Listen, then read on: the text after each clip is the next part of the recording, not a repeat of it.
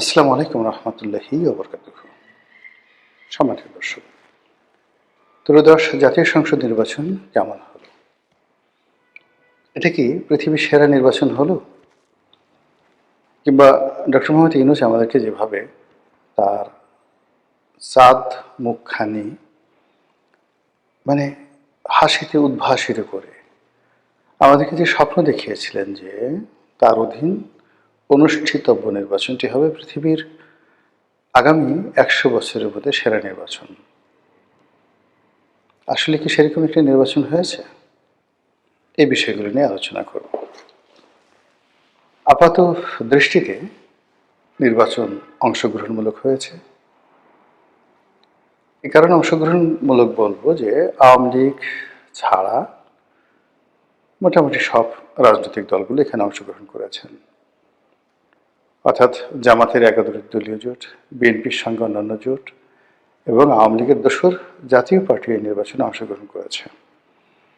কেবলমাত্র আওয়ামী লীগ জাসদের আবার দুটো অংশ, জাসদ যেমন আসম আব্দুর রবের যে শাখাটি তারা অংশগ্রহণ করেছে, কিন্তু জাসদ ইনু, তো ওখানে তো ইনু ভাই ছাড়া আসলে অন্য কোনো নেতা নেই জাসদে, তারা অংশগ্রহণ করেনি। আর ওয়ার্কার্স পার্টি, এটা যে একটি অংশ, বিপ্লবী ওয়ার্কার্স পার্টি, বড় অংশটি, সেটি এই নির্বাচনে অংশগ্রহণ করেছে। আর রাশেদ খান মেননের যে ওয়ার্কার্স পার্টি, তারা অংশগ্রহণ করেনি। এর কারণ হলো রাশেদ খান মেনন জেলে, তার স্ত্রীও পলাতক, তার সঙ্গে আর একজনও ছিলেন ফজলে হোসেন বাদশাহ, তিনি কোথায় আছেন জানি না। তো এনিওয়ে, যেটাই এই নির্বাচনের মাঠে দেখা গেছে যে প্রায় প্রতিটি ভোট কেন্দ্রে আওয়ামী লীগের যারা ভোটার তারা ব্যাপক সংখ্যায় অংশগ্রহণ করেছেন। কিছু কিছু অতি আশ্চর্য ভিডিও ফুটেজ আমাদের সামনে এসেছে, যেখানে ভোটাররা বলার চেষ্টা করেছেন যে আমরা শুনতে পেরেছি বিএনপিকে ভোট দিলে আওয়ামী লীগের উপকার হবে, শেখ হাসিনা দেশে আসতে পারবে, এই জন্য আমরা বিএনপিকে ভোট দিয়েছি। অর্থাৎ বাংলাদেশের যে সকল এলাকাতে কট্টর আওয়ামী লীগের লোকজন, যারা জীবনে নৌকা ছাড়া ভোট দেয় না, নৌকার বিরুদ্ধে যায় না এবং নৌকা না থাকলে ভোট কেন্দ্রে যায় না, তারাও এবার ভোট কেন্দ্রে এসেছে। যদিও তাদের নেত্রী শেখ হাসিনা প্রকাশ্যে ভোট বর্জনের ডাক দিয়েছেন, আর সজীব ওয়াজেদ জয়, সাবেক প্রধানমন্ত্রীর তনয়, তিনি নিজেও ভোট বর্জনের ডাক দিয়েছিলেন, কিন্তু সম্ভবত তলে তলে বিএনপির যারা নেতৃবৃন্দ রয়েছেন তাদের সঙ্গে আওয়ামী লীগের কোনো সমঝোতা হয়েছে, অথবা বিএনপির সঙ্গে ভারতের সমঝোতা হয়েছে, অথবা কোনো সমঝোতাই হয়নি। আওয়ামী লীগ মনে করেছে যে একটি পলিটিক্যাল ট্রানজিশন, সেই পলিটিক্যাল ট্রানজিশনে যদি ডক্টর মোহাম্মদ ইউনূসের যে জমানা, সেই জমানা থেকে একটি ভিন্নতর গণতান্ত্রিক পরিবেশে যেতে হয়, তাহলে এই মুহূর্তে বিএনপিকে সাহায্য করার কোনো বিকল্প নেই। যদিও তারা 17টি বছর ধরে বিএনপিকে জাতশত্রু মনে করেছে, বিএনপির প্রতিষ্ঠার পর থেকে তারা নানা রকম প্রোপাগান্ডা ছড়িয়েছে। প্রেসিডেন্ট জিয়াকে তারা বঙ্গবন্ধুর খুনি হিসেবে অভিহিত করেছে। আরও জঘন্যভাবে তারা বলার চেষ্টা করেছে যে জিয়াউর রহমান মুক্তিযোদ্ধা ছিলেন না, তিনি পাকিস্তানের চর ছিলেন, দুর্ঘটনাবশত তিনি মুক্তিযোদ্ধা হয়ে গেছেন। তারা কথা বলার চেষ্টা করেছে যে চন্দ্রিমা উদ্যানে জিয়াউর রহমান সাহেবের যে মাজার আছে সেখানে আসলে কোনো লাশ নেই, পাবলিককে বেকুব বানানোর জন্য সেখানে এরশাদ জমানাতে যে নাটক করা হয়েছে সেই নাটক বন্ধ হওয়া উচিত। এজন্য তারা বহুবার চেষ্টা করেছে ওই কবর ভেঙে ওখানে যে কিছু নেই সেটি প্রমাণ করার জন্য, অথবা ওখানে যে কফিন দেওয়া হয়েছে সেই কফিনকে তুলে তারা বগুড়া পাঠিয়ে দিতে চেয়েছে। তো এটি নিয়ে সারা বাংলাদেশে প্রচণ্ড হইচই হয়েছে, সবাই নিষেধ করেছে আওয়ামী লীগকে। অথবা আওয়ামী লীগ এরকম একটা বিষয় যে কবর থেকে লাশ উঠিয়ে অন্য জায়গায় নিয়ে যাবে, এরকম ঘটনা বাংলাদেশে সাধারণত ঘটেনি। তো এই কারণে আসলে তারা শেষ পর্যন্ত এগোয়নি। কিন্তু তারা যে চেষ্টা করেছে এবং জিয়াউর রহমানের চরিত্র নিয়ে, তার লাশ নিয়ে, তার মুক্তিযুদ্ধে নিয়ে যে বিষোদ্গার করেছে, এটি নজিরবিহীন।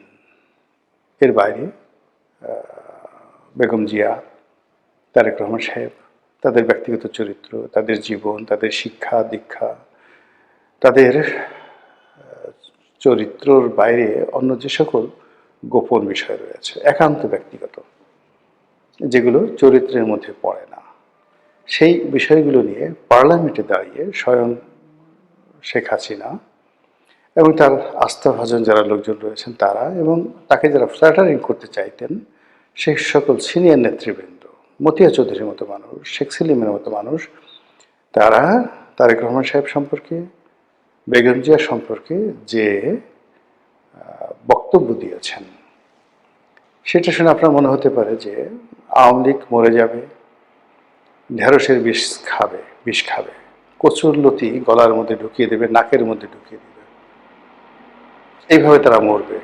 তারা মহিষের শিং নিজেদের পেটের মধ্যে ঢুকিয়ে দেবে, রক্তাক্ত করে তারপরে আত্মহত্যা করবে, কিন্তু তবুও তারা বিএনপির সঙ্গে সমঝোতা করবে না।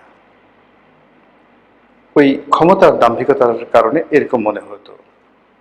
আমি কয়েকবার বলেছিও যে আসলে বিএনপির সঙ্গে আওয়ামী লীগের সমঝোতা হবে না, কিন্তু এইবার যেটা দেখলাম সেটা হলো যে আওয়ামী লীগের লোকজন বিএনপির ব্যাপারে যথেষ্ট সফট ছিলেন, এবং বিএনপির বিজয়ের পরে কলকাতাতে ভীষণ রকম মিষ্টি বিতরণ হয়েছে। এটা হলো বাস্তব অবস্থা। তো এই বিষয়গুলো রাজনীতিতে একেবারে যাকে বলা হয় নতুন ঘটনা। আর অন্যদিকে বিএনপি যারা বিজয়ী হয়েছে তারা আওয়ামী লীগের ব্যাপারে অনেক নমনীয়, অনেকগুলো কথা তারা বলতে পারতেন কিন্তু সেই কথাগুলো তারা বলছেন না, অনেকগুলো কাজ তারা করতে পারতেন গত কয়েকদিনে, বিজয়ের পর তারা সেই কাজ করছেন না। এটা মিনিমাম এবং একটা মিনিমাইজ, এরই মধ্যে তারা থাকতে চাচ্ছেন। যাই হোক, এরই মধ্যে নির্বাচন নিয়ে যে প্রশ্ন, যে সত্যিকার অর্থে কি ওরকম একটা ভালো নির্বাচন হলো, নাকি ম্যাটিকুলাস ডিজাইনের একটি নির্বাচন হলো, অংশগ্রহণমূলক শান্তিপূর্ণ একটি নির্বাচন হলো, নাকি ইতিহাসের সবচেয়ে জঘন্য যে ভোট ইঞ্জিনিয়ারিং, সেই ভোট ইঞ্জিনিয়ারিংয়ের একটা মহড়া হয়ে গেল। এই মুহূর্তে কনক্রিট কোনো কথাই ব্যাপারে বলা যাবে না, তবে যথেষ্ট প্রশ্ন উত্থাপিত হচ্ছে। প্রথমত হলো যে ভোটের হিসাব মিলছে না, আসনের হিসাব মিলছে না। যারা নির্বাচিত হয়েছেন তাদের ভাবসাব দেখে মনে হয় না যে তারা নির্বাচিত হয়েছেন। এখানে হানা ভোটের যে রেশিও, অনুপাত, সেটা মিলছে না, এবং ভোট কেন্দ্রে জগা খিচুড়ি, রেজাল্ট শিটে জগা খিচুড়ি, এসব দেখে সবাই যেটা বলার চেষ্টা করছেন যে এটা আসলে অনেকটা আমি ডামি, আমি মামু, আমিদের মামিদের যে নির্বাচন আমরা অতি পূর্বে দেখেছি সেটারই একটা digital plus artificial intelligence version হয়ে গেছে। এটা অনেকটা সেই আল্ট্রাসোনোগ্রামের মতো, এটা অনেকটা সেই কি বলে পিত্তথলির পাথর, যেটা আল্ট্রাসাউন্ড দিয়ে পিত্তথলির পাথর অপসারণ করা হয়, ঠিক ওই রকম হয়ে গেছে। আমরা ভোট কেন্দ্রে শান্তি দেখেছি, বিভিন্ন ভোট কেন্দ্রে ভোটারদের উপস্থিতি দেখেছি, আবার কোনো কোনো ভোট কেন্দ্রে খা খা করছে, কোনো ভোটার উপস্থিতি দেখিনি। কিন্তু দিন শেষে যারা রাজনীতির প্রতিপক্ষ তারা কেউ কোনো অভিযোগ করেননি। অভিযোগ না করে তারা একে অপরকে সহযোগিতা করেছেন, সমঝোতা করেছেন, আমি এবং ডামির মতো, অথবা আমু এবং মামুর মতো, দিল্লি অথবা বিল্লির মতো, এরকম একে অপরকে সাহায্য সহযোগিতা করেছেন, এবং যে রেজাল্ট হয়েছে, যে রেজাল্ট বেরিয়েছে, এটা সবাই মেনে নিয়েছেন।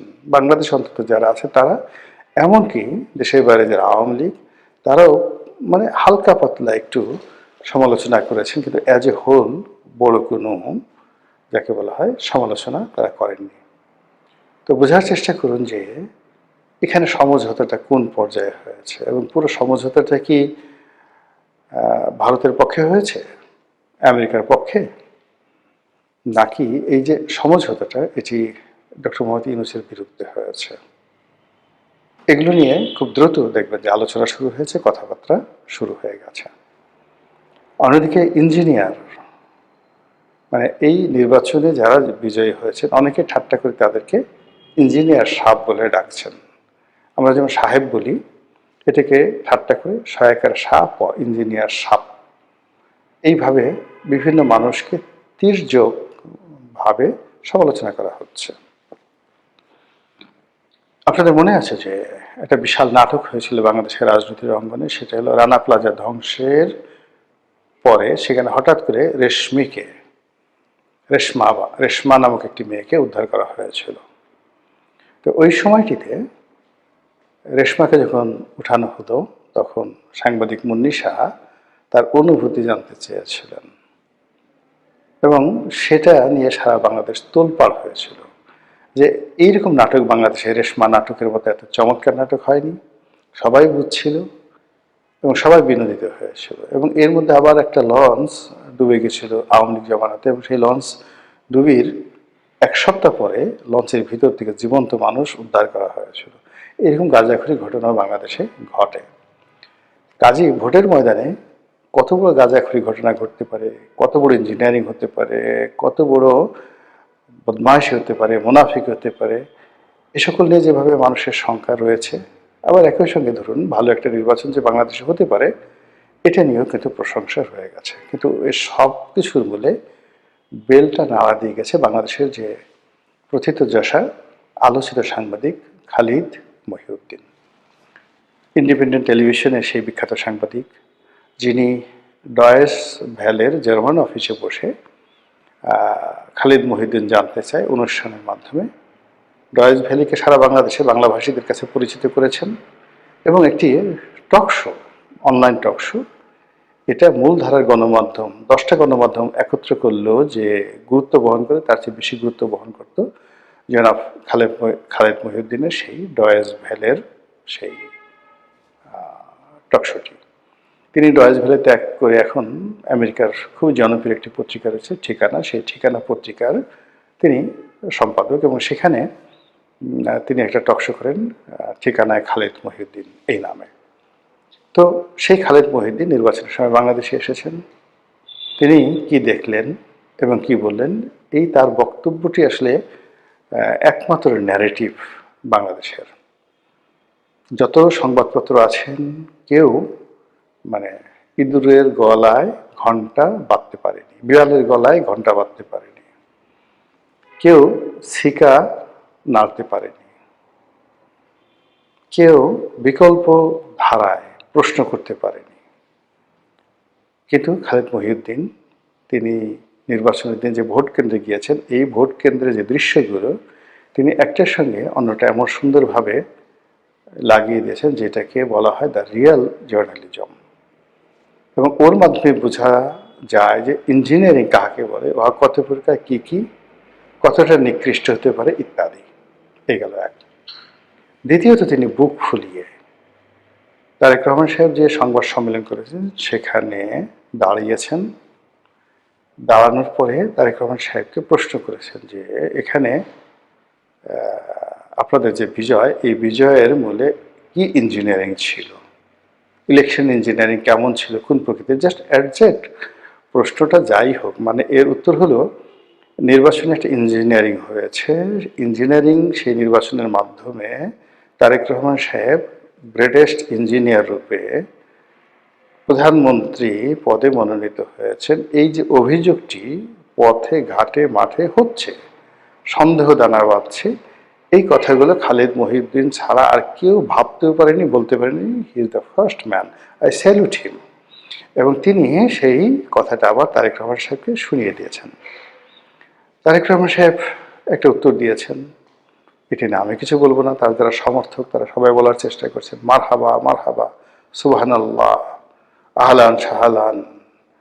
তো এই কথাগুলো বলছেন যা হয় ক্ষমতাধরদেরকে নিয়ে, কিন্তু সর্বনাশ যা হওয়ার সেটা হয়ে গেছে ওই একটা প্রশ্নে। দ্বিতীয়ত, প্রশ্ন করার আগে তিনি যে সার্কোজি করেছেন জনাব খালিদ মহিউদ্দিন, তিনি যে বডি ল্যাঙ্গুয়েজ প্রদর্শন করেছেন নিশ্চয়ই ইউনিক। তিনি হেসেছেন, মানে একেবারে শিশুর মতো হাসার চেষ্টা করেছেন, মনে হয় যেন তিনি কিছু বুঝেন না। তারপর তিনি অভয় চেয়েছেন, আপনি যদি অভয় দেন, আমি বলি মহারাজ, এটা রীতিমতো টিটকারি করা, ঠাট্টা করা। এটা ভবিষ্যৎ প্রধানমন্ত্রীকে ঠাট্টা করা নয়। অতীতে তারেক রহমান সাহেবের অধীনে যখন হাওয়া ভবন ছিল, ঠিক ওই সময়টিতে সাংবাদিকতা করতে গিয়ে যারা বিপদে পড়েছেন, অনেকে জানেন যে এটিএন নিউজে একবার একটা নিউজ ছাপা হয়েছিল, সেই অফিস তছনছ করে দেওয়া হয়েছিল।